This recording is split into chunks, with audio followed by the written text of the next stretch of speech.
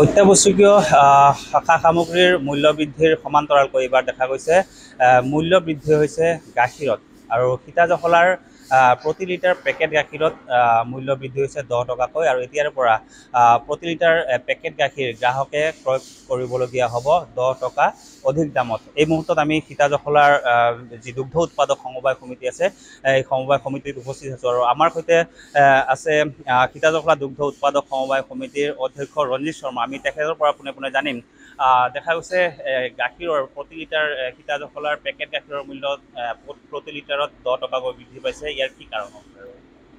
হয়, প্ৰথমতে নিউজ 18ৰ জৰিয়তে অসমৰ মাননীয় আমাৰ গ্ৰাহক সমাজলৈ ক্ষমা বিচাৰিছোঁ। আমি অনিচ্ছাকৃতভাৱে অতি অনিচ্ছাকৃতভাৱে আমি গাখীৰৰ দাম পেকেটৰ দাম প্ৰতি পেকেটত আমি 5 টকা হাফ লিটাৰ যি প্ৰেজেণ্টেশ্যন আহে এই প্ৰতি পেকেটত আমি 5 টকা বৃদ্ধি কৰিবলৈ বাধ্য হৈছোঁ। আমি সচৰাচৰ গাখীৰৰ উৎপাদন ব্যয় বুলি ক'ব লাগিব। উৎপাদন ব্যয়ত প্ৰথম ব্যয় আহে আমি কিমান দামত গাখীৰ কিনিছোঁ, গতিকে সেই কিমান দামত কিনিছোঁ আমি যদি কওঁ তেতিয়াহ'লে আজিৰ তাৰিখত আমি আমাৰ গোপালকৰ পৰা আমি 54-55 টকাত আমি গাখীৰ কিনোঁ আজিৰ তাৰিখত। সেই 54-55 টকা যদি বেলেগ ব্ৰেণ্ডবিলাকৰ লগত তুলনা কৰোঁ ই প্ৰায় 10 পৰা 12 টকা প্ৰতি লিটাৰত বেছি হয়। গতিকে উৎপাদন চ'ৰ্চতে আমাৰ উৎপাদন ব্যয়টো আমাৰ বেছি আছে। তাৰপিছত যাৱতীয় যিখিনি খৰচ আছে সেই গোটেই খৰচখিনি আমি তন্নতন্নকৈ খৰচখিনি কোনো ধৰণৰ ছাবচিডাইজ নোহোৱাকৈ আমি দিব লগা হয়। গতিকে সেই ক্ষেত্ৰত আমাৰ আৰু 20 টকামান যায়গৈ।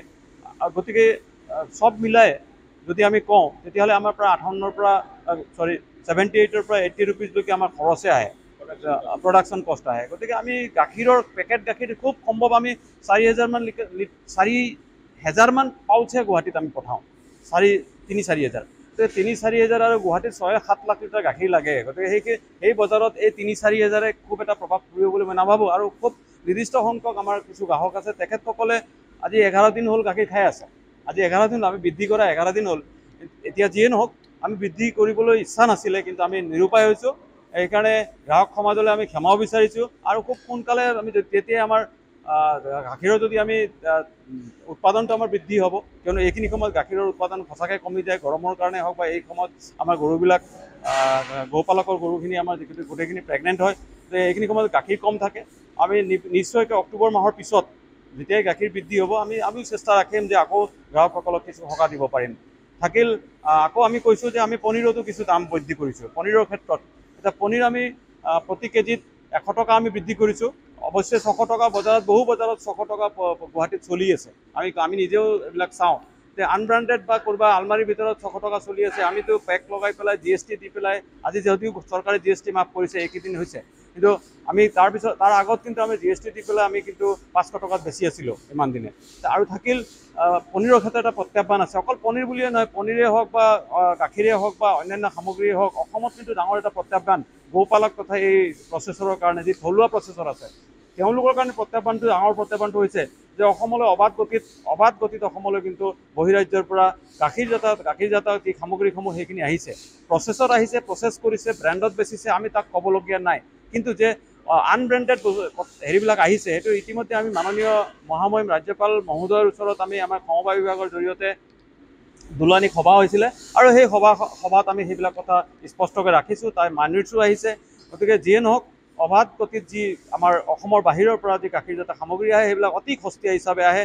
গাখীৰ সস্তীয়া আহিছে, যি পনীৰ আহিছে 200-250 টকাত পনীৰ আহিছে, মাৱা আহিছে 200-250 টকাত। গতিকে আমি কিন্তু যদি ছাষ্টেইন কৰিব লগা হয়, আমি সদায় ছাষ্টেইনেবিলিটিৰ কথা কওঁ, যদি আমি অসমত ছাষ্টেইন কৰিব লগা, অসমীয়া থলুৱা গোপালক যদি ছাষ্টেইন কৰিব লগা হয় তেতিয়াহ'লে কিন্তু অবাধ গতিত যি অহা ব্যৱস্থা আছে সেই অবাধ গতিৰ ওপৰত ৰেগুলেশ্যন লাগিব।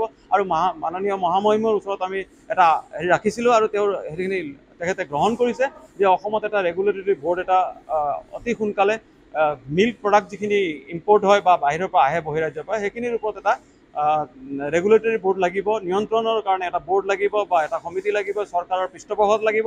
সেই কামখিনি চৰকাৰে আগবঢ়াব বুলি আহ্বান ৰাখিছোঁ।